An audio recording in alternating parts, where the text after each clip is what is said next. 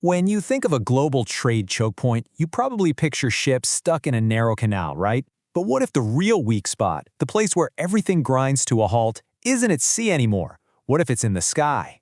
We're going to break down how a recent and totally fictional conflict uncovered a brand new and frankly terrifying vulnerability in our modern world.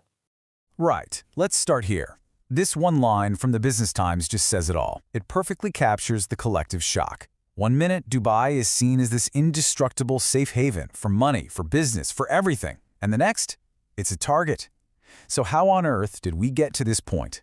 You know, the chaos didn't just appear out of thin air. It didn't start with markets crashing or planes being grounded. Nope, it started with an attack. So to understand any of this, we've got to look at what pulled the trigger. A massive, and I mean massive, retaliatory strike. And the response was fast. We're talking hours, not days.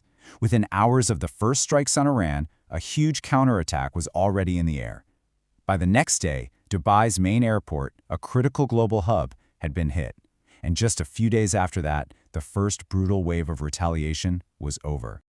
Just look at that number, over 1,100 projectiles. Think about that for a second. This was not a warning shot. This wasn't a, hey, knock it off. This was a full-on barrage designed to completely overwhelm defenses, to paralyze infrastructure, and to send a message that nobody could possibly ignore. So let's talk about what that really looked like, for the people on the ground. This attack didn't just hit an airbase in the desert. It brought one of the world's most important crossroads to a dead stop. Can you imagine this alert just lighting up your phone? For thousands of residents and travelers, this was the moment everything changed. Total panic, total confusion. The conflict wasn't some distant headline anymore. It was right there, right now, in their hands. And look at what was hit. Sure, a military base, you might expect that. But Terminal 3 at the airport, the famous Palm Jumeirah, the Burj Al Arab Hotel, these aren't military targets. They're symbols. They're literally the postcard images of Dubai's global grand. The goal here wasn't just physical. It was psychological. And the effect was just instant paralysis. Air traffic at the busiest international airport on the planet dropped to a quarter of what it should be. It's like the city's economic heart just stopped beating, overnight. So with all the commercial flights grounded, you had this mad dash to get out. And for those who had the money, well, they paid an insane price, $200,000 for a one-way trip out of there. It created this immediate, stark divide between those who could afford to escape and everybody else who was just stuck. Now, a shock like this doesn't just stay in one place. The waves rolled right past the airport gates and crashed directly onto the world's trading floors. And suddenly, the core promise of Dubai as a financial fortress was being put to the ultimate test.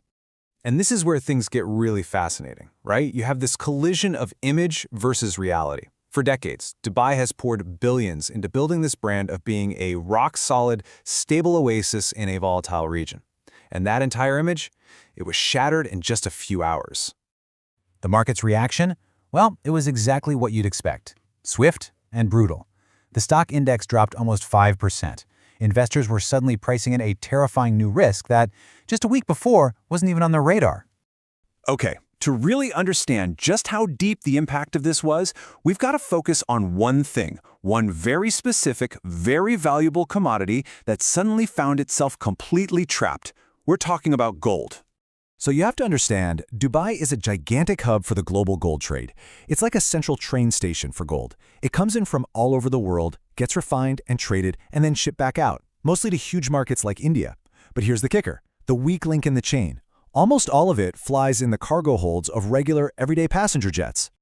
And that's the whole problem, isn't it? The plane stopped flying, the gold stops moving. It's as simple as that. You literally had billions of dollars in gold bars just sitting there, stranded, with absolutely no way to get to its destination.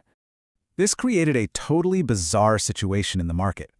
Gold is gold, right? It should cost the same everywhere. But because you couldn't physically move it out of Dubai, traders there had to sell it at a huge discount, $30 an ounce, just to get it off their books.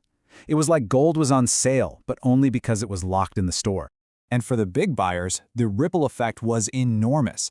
This quote here shows that the cost of just getting gold from anywhere else shot up by nearly 70%. The gridlock in one city was warping the entire global market for physical gold. Okay, let's zoom out for a second and look at the big picture here.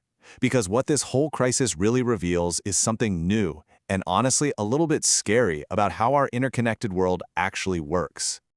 For decades, everyone, generals, economists, you name it, they've all been obsessed with the Strait of Hormuz, the choke point for oil tankers. But this conflict makes you ask a new question. What if we've all been looking at the wrong map? In a world of just-in-time delivery and digital finance, where is the real choke point today? You know, the classic textbook definition of a choke point is all about stopping armies, right? Forcing them through a narrow pass to reduce their power. But what happens when your objective isn't to stop a tank, but to stop a transaction, to stop the flow of people, money, and data? This really lays it all out.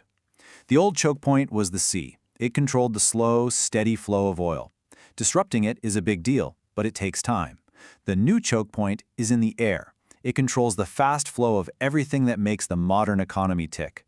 And when you shut it down, the disruption is instant and it goes global in a heartbeat. And this, right here, is the key. This is the heart of the whole strategy. Think about it. They hit passenger terminals, not military runways. The real objective wasn't to degrade military power.